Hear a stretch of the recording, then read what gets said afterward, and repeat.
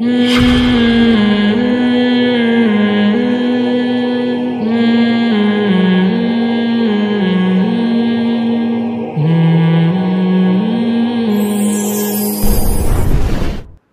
دفعہ میرا بیان ہوا تھا کہ پیسہ اگر اللہ نے دیا ہے تو کن چیزوں پہ سب سے پہلے خرچ کریں. اس میں نے ڈیٹیل بتائی تھی. سب سے پہلے بیگم، گاڑی، سب سے پہلے کھانا، پھر بیگم، پھر گاڑی، آخر میں جا کے مکان آیا تھا. اس بیان کا اثر ہوا. کل ایک صاحب نے تصویر بھیجی کہ آپ کا بیان سن کے میں نے بہت اچھی گاڑی لے لی ہے. حالانکہ پہلے نمبر پہ میں نے بیوی کو بیان کیا تھا، مگر انہوں نے کیا لی؟ گاڑی لی. پہلے نمبر پہ آنا بہت مشکل کام ہے. خیر، فرسٹ تو ایک ہی آتا ہے نا امتحان میں پہلے نمبر. تو خوب سمجھ لیں کہ بدعت میں صرف یہ چیز داخل نہیں ہے مزاروں پہ جانا. یہ تو بدعت ہے، یہ تو جاہل لوگوں کا کام ہے مزاروں پہ جانا. اچھا، میری اگر کوئی تصویر، بھائی یہ نوٹ کر لیں، یہ شارٹ کلپ یہ رکھیں، اگر کوئی ایسی تصویر وائرل ہو تو پھر یہ بیان چلائیں، یہ آپ کی ذمہ داری ہے. میری اگر کسی قبر پہ بیٹھے ہوئے کوئی تصویر نظر آ گئی، کسی بڑے بزرگ کے مزار پہ میں بیٹھا ہوا ہوں، تو یا تو وہ فیک ہے، اور اگر بالفرض وہ سچی مچی کی ہے تو میں اس بحث میں پڑھتا ہی نہیں کہ فیک ہے یہ اصل. وہ غلط ہے، وہ ناجائز ہے. میرے کرنے سے ناجائز کام جائز نہیں ہو جاتا، اور میں اس سے رجوع کرتا ہوں. سمجھتے ہو؟ اگر کوئی آ جائے نا کہ مزار پہ بیٹھا ہوا ہے فلاں بزرگ پہ فلاں، بالفرض،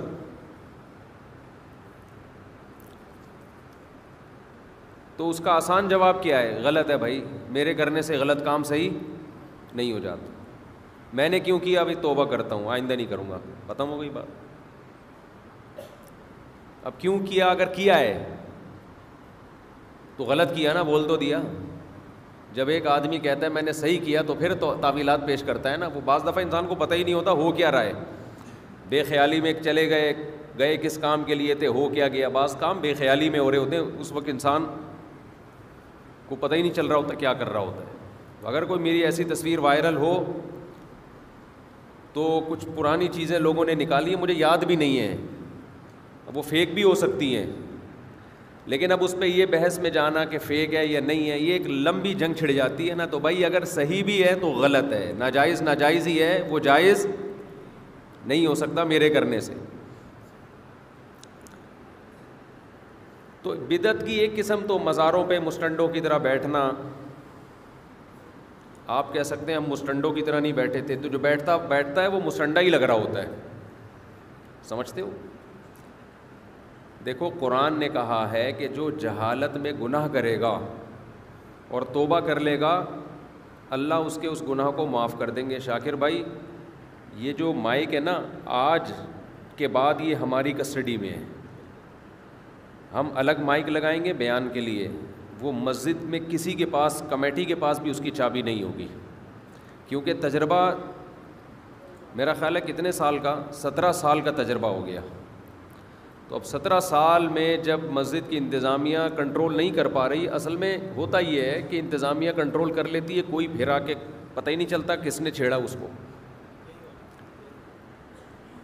اب چونکہ انتظامیہ میں چابی ایک آدمی کے پاس نہیں ہے نا، تو اب 17 سال تجربے کے لیے بہت ہوتے ہیں. اب سے یہ مائک، اذان کا مائک الگ ہوگا، اذان کے لیے مائک الگ، کیونکہ مجھے اپنی آواز مجھ سے بیان نہیں ہوتا. پھر جب اس طرح آواز گونج رہی ہوتی ہے نا، میرا دماغ اور زبان ایک ساتھ کام نہیں کر رہے ہوتے، چیخنا پڑتا ہے اور عجیب عجیب معاملات ہوتے ہیں.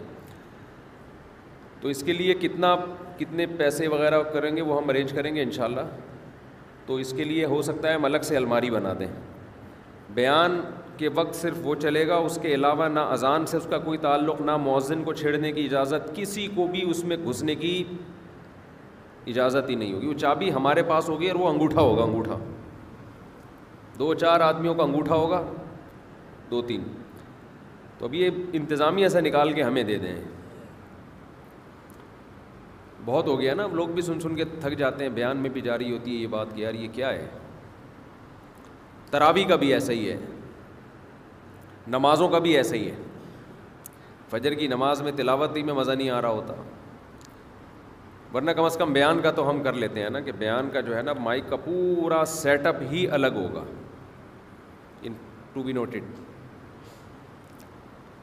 اور یہ آپ ہی کے, اب آپ نہیں کرنا ہے یہ, ٹھیک ہے نا. تو میں یہ عرض کر رہا تھا کہ مائک ٹھیک نہیں ہے, یہی عرض کر رہا تھا نا میں. اچھا, یہاں یہ بھی مسئلے ہوئے ہیں کہ پتہ ہی نہیں چل رہا کون کر رہا ہے. اب کیمرے تو لگے ہوئے ہیں, لیکن کیمرے میں تو 20 بندے آتے جاتے نظر آ رہے ہیں نا. اب یہ اندر گھس کے بٹن کس نے یوں کیا یہ تھوڑی نظر آ رہا ہے. تو اس پر بھی بات ہوئی ہے کہ جنات کا کام ہے, بڑی سیریسلی یہ کہا گیا ہے کہ یہ کون کر رہا ہے, جنات کر رہے ہیں. اب آپ یہ سوچ دینداروں کی دیکھو, اس سے انویسٹیگیشن ہو سکتی ہے. تفتیش کے مراحل سے جب ہم گزرتے ہیں, اگر ہم بیچ میں جن کو لے آئیں تو کبھی کسی خرابی کی جڑ تک پہنچ سکتے ہیں ہم؟ نہیں ہو سکتا نا. یہ ہو رہا ہے گھروں کے جھگڑوں میں. آپ انویسٹیگیشن کرو کہ کون صحیح غلط تھا جس کی وجہ سے جھگڑے ہوئے ہیں, وہ سارا معاملہ خراب ہو جاتا ہے یہ کہہ کے کہ یہ کسی نے جادو کیا ہے. یہ کسی نے کیا کیا ہے, جادو کیا ہے. یہ کسی نے جناب یہ ہوا ہے, یہ ہوا ہے. تو اصلاح کا موقع نہیں ملتا. بیمار ہو گئے آپ, جادو کیا ہے. تو جب آدمی جادو پہ ڈال دے, جن چڑیل بھوت پہ ڈال دے, تو وہاں سے ترقی کی راہیں کیا ہو گئیں, ختم. ترقی کے لیے ضروری ہے, ترقی کی ڈیفینیشن یہ ہے, بلندیوں تک پہنچنا ترقی نہیں کہلاتا. خوب سمجھ لیں, بات سے بات نکلتی ہے. دیکھو, بلندی تک پہنچنا ترقی نہیں ہے. ترقی یہ کہ آج آپ جس اسٹیپ پہ ہیں کل اس سے ایک قدم آگے چلے جائیں, موجودہ حالت سے اگلی حالت بہتر ہو. اٹ از کالڈ ترقی, جس کو انگلش میں پروگریس کہتے ہیں.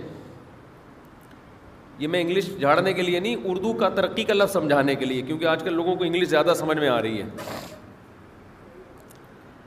تو جس اسٹیپ پہ آپ ہیں نا, اس اسٹیپ سے ایک قدم آگے نکلنا کیا کہلاتا ہے, ترقی. دنیا میں کسی کا باپ بھی ترقی نہیں کر سکتا اگر وہ اپنی غلطیوں کی اصلاح کی کوشش نہ کرے, اور غلطیوں کی ریزن تک پہنچنے کی کوشش نہ کرے کہ یہ غلطی ہوئی کیوں. مسلمان کا جو تباہی بربادی ہے نا, خاص طور پہ دیندار لوگوں کے ساتھ جو حالات چل رہے ہیں, کیونکہ جن چڑیل بھوت میں لبرل لوگ نہیں ہیں, دیندار لوگ ہیں. بھائی کیا کریں, کیسے سمجھائیں یار.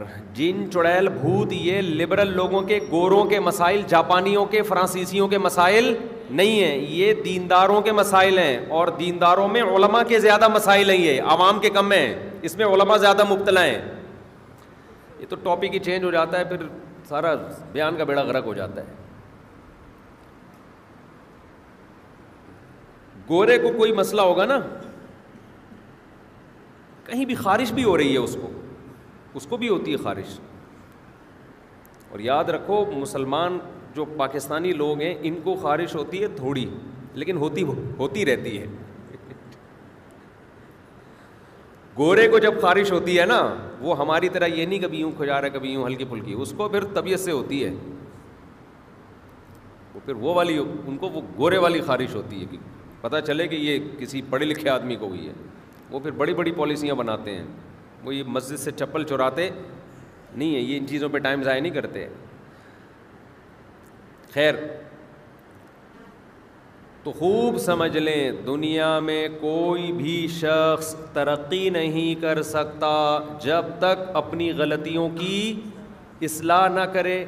غلطیوں کی اصلاح کے لیے سب سے پہلا اسٹیپ کیا ہے, غلطی کو غلطی مانے.